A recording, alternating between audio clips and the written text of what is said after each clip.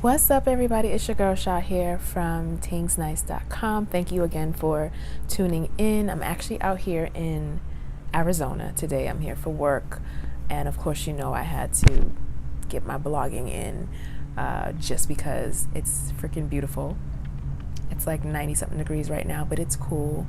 Got some breeze coming in, and very excited to be here. You know, I'm all about exploring new places. But I am here today to talk to you about what the fetter wants. So this is really a post to promoters. I'm hoping that y'all would just pass this on to people so that they would have a better understanding of what we, the consumer, the fetter, are looking for when we're going to these fets. So I put up a post yesterday that basically asked what to you makes a great fet, and I had a number of followers respond. There was probably about 39 responses total, so shout out to everybody who participated in that. So what I did was I took the information that they gave me, which I definitely could relate to, added some other things that I had on my list, and this is where this post is coming from, because I really feel like you need to know what pisses us off and what makes us happy, so that when you're throwing your events, you're not making the same mistakes that other people have made. So let's start by talking about the flyer, right? That's the first method of communication that we have about your event. What's ideal here, what we want, is a flyer that's easy to read and it has all the necessary information on the flyer. There are flyers that I look at sometimes and I'm just like, I'm sorry, when is this happening? Because there's, you know what? I don't know, because there's no date. Who made this? Who made this? There's no date, or it's like super duper small print. And of course nowadays, you know, nobody's putting the venue on there because you probably don't have a venue. But if you do, it would be nice to know where it's going to be held, the time that it's going to be held. You can put what DJs are going to be on there. Cool, that's fine. That's good to know, right? But a date and a time and a location would be great. The other thing that we want clear communication on what the event is. What can we expect, right? So sometimes I'll roll up in a fet and I'll be like, oh, I didn't know this was a cooler fet.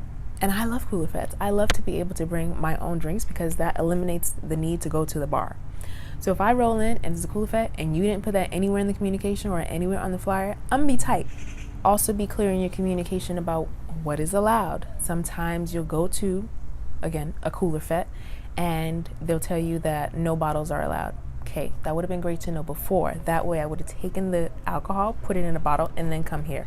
Now I gotta figure out what to do with my bottle, or I gotta bring it back to the car. It's not fair.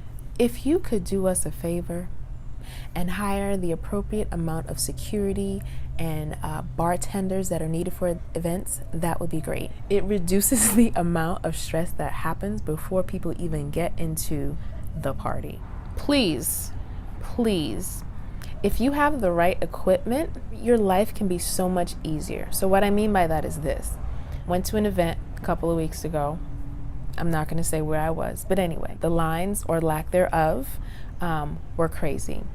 So if that promoter had just had several barricades to separate where they wanted the lines to start and what kind of lines they wanted, it would have been so much easier, as opposed to this big blob of people trying to get through one entrance. It was stupid. And I stood in line for an hour and a half before I got in the venue. Y'all know you wanted 3 lines. You know you wanted the men to be separated, the women to be separated, and whatever else that other line was. I don't know what it was. Barricades would have saved everybody time and frustration. Please organize the lines outside.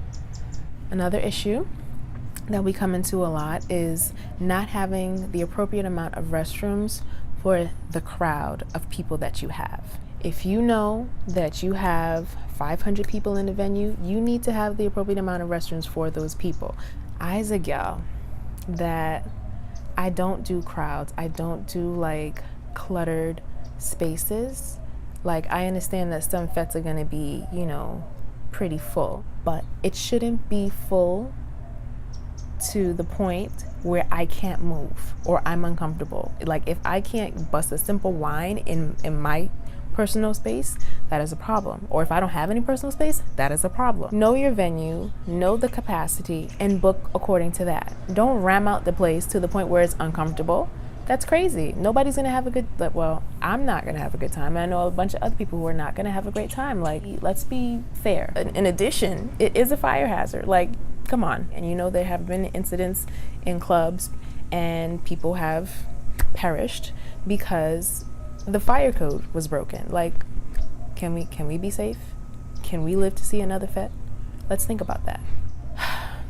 Please train your staff. Anybody that you're hiring to work your event, whether they're bartenders, security, dancer girls, whoever they are, train them in customer service. If you don't want to be there, if you're frustrated, that has nothing to do with me. I understand that. If I'm the fourth person that you see and I've asked you the same question that other people have asked you, you need to act like I'm the first person and just be nice. That's all. That's all.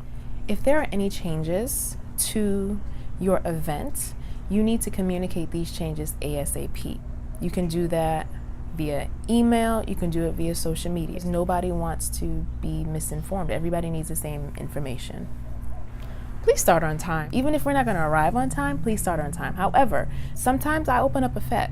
I live in Jersey. A lot of the parties are in New York. To beat traffic, to find parking, I get there pretty much on time. Or if something is happening later that afternoon and I need to leave before the actual party ends, I'm gonna go early so that I can get my time in. I can get my money's worth for that event. I've gone to fets where you'll say you're starting at 7, I get there at 7:15 and you're still putting up decorations and things.